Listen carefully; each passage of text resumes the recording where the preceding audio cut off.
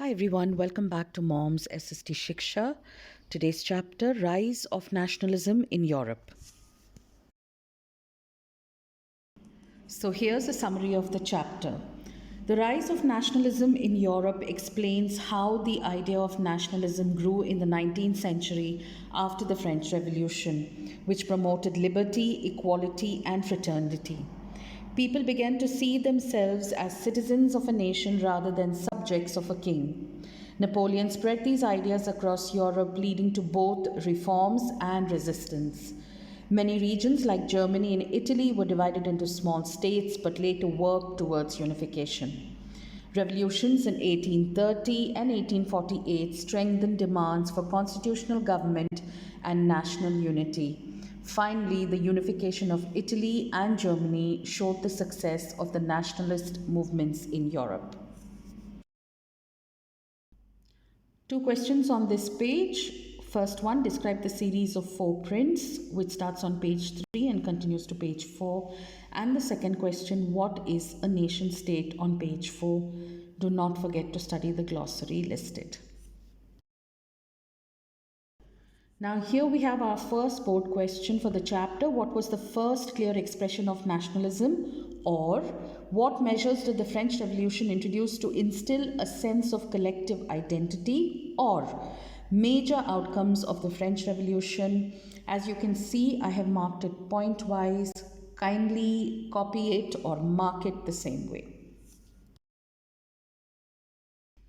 Two more board questions coming up. What were the Jacobean clubs and how did the campaign help spread the idea of nationalism abroad? On page 5 and on page 6, what was the Napoleonic Code or the Civil Code of 1804? Important, please pay attention.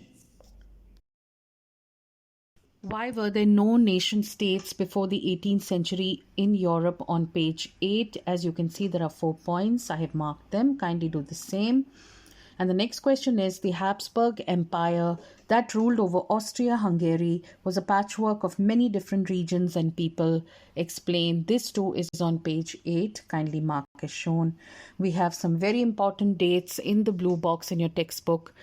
Kindly make sure that you know these dates, as it will enhance the quality of your answers when you mention it. Board question, how was the aristocracy organized in Europe in the 18th century? On page 8. And on page 9 we have, how did the rise of the new middle class help the emergence of national sentiment in Europe? What did liberal nationalism stand for? Starting on page 9 and continues to page 10. I have given you points. Please mark them as shown. This is a board question, so please pay attention. We have an objective, the measure of cloth. I have given you the different measures for different places. And don't forget the glossary, suffrage and conservatism. On page 10, what did the conservatives believe? The answer is shown. It's a board question, so pay attention. Two more board questions which happen to be objectives. Britain, Russia, Prussia and Austria collectively defeated Napoleon, and the Congress was hosted by the Austrian Chancellor Duke Metternich. On page 11, the Treaty of Vienna of 1850 came about in Europe during the Napoleonic Wars, and the Bourbon dynasty was restored to power, and France lost the territories it had annexed under Napoleon. Two objectives and a board question. What was the objective of the Treaty of Vienna, or how was the monarchy restored? On page 11, please mark, please pay attention. Two more board questions. Conservative regimes were set up in 1815, were autocratic. Please explain. Starting on 11, continuing to page 12. And the other question is, impact of Napoleonic reforms on the rest of Europe, or what led to the rise of the revolutionaries? It's a little long, but it needs to be studied. Pay attention, please. Board question, what was the aim of the revolutionaries? I've typed out the answer. The next question is, who constituted the liberal nationalists? On page 12. And the final question for this slide is, explain the revolution of 1830 with suitable examples. Please mark. On page 13, note on the Greek War of Independence, and on page 13, going up to 14 and continuing to 15, contribution of culture, or how did nationalism develop through culture in Europe. So the question here is, the 1830s were years of great economic hardship in Europe. Elaborate. And it is on page 15. Please mark. On page 15, continuing to page 16, what developments took place in Paris in 1848? Next question on page 17, note on the revolution of 1848. And again on 17, note on Frankfurt Parliament. The question here is role of women in the nationalist struggle, starting on page 17 and continues to page 18. And the second question is, what changes were introduced by the monarchs? Two very, very, very important board questions: unification of Germany and unification of Italy, on page 19 and 20 respectively. Please mark it, and you can even write down the process of the unifications for both Germany and Italy point-wise. Make sure it is point-wise, and please study both these answers thoroughly.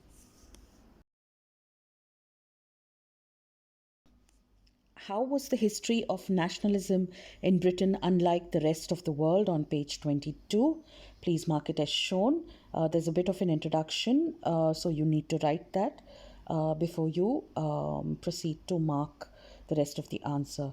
And the second question is, note on the female allegories that represented the nation, on page 23. And on page 24, we have a little purple box, meaning of symbols, important to know them. Next question, describe the explosive conditions prevailing in the Balkans after 1871 in Europe, on page 22. Kindly note. And here are the board questions that I found in my research.